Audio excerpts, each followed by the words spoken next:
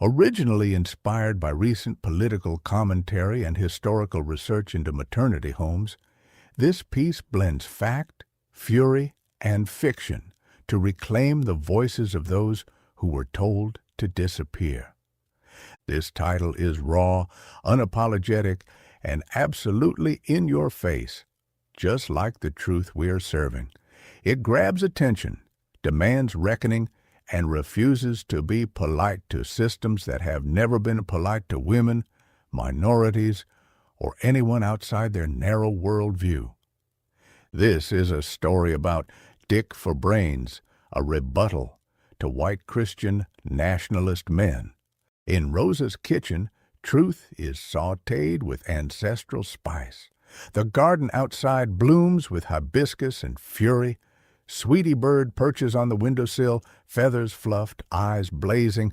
She's not here to obey. She's here to prophesy.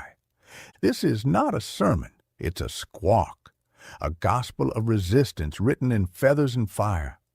Sweetie Bird speaks for every woman told to kneel, every mother erased from history, every daughter taught that love means silence. Her gospel is loud, messy, and unapologetically alive. White Christian nationalist men have twisted Scripture into shackles. They preach obedience while disobeying every teaching of compassion, humility, and justice. They call themselves leaders, but they lead with fear. Sweetie Bird calls them what they are, Dick for Brains. Love is not obedience. Love is fierce. Love is protective. Love is revolutionary.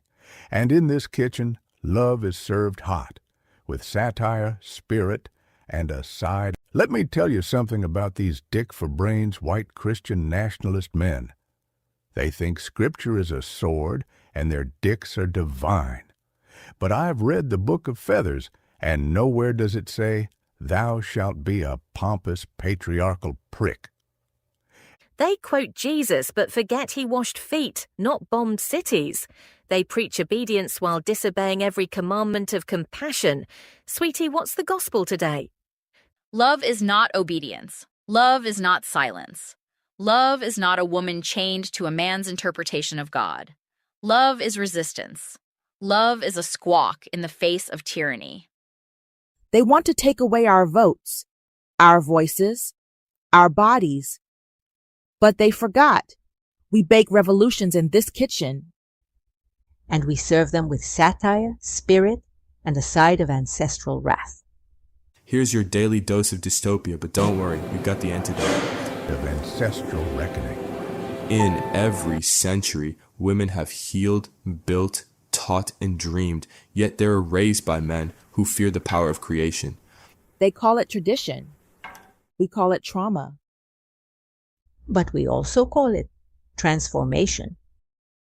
And we are the storm they didn't see coming. They light candles for every woman silenced, every vote stolen, every truth buried. They pour libations for the ancestors. They write new Scripture, not of obedience, but of liberation. And they serve a feast of resistance, rice, roasted truth, and a side of satire. This is a kitchen of ghosts and gospel. A bird sings truth, a door slams history shut. Each sound is a scar, each image a spell. This is not nostalgia, it's resistance. They called us whores, but we were just girls with hearts too big for their cage. This is where they hid us, behind brick and shame. They called it care, but it was containment. They took our names, our babies, our voices, but they didn't take our memory, and now we speak. Sweetie Bird squawks for every mother who was told to disappear. Rosa stirs the pot of truth. Viola bakes bread from broken timelines. Echo Nova tunes the frequency. And Grandpa, he remembers. He remembers everything. This is not a home, it's a wound, but we are the healing. We are the gospel. We are the resistance.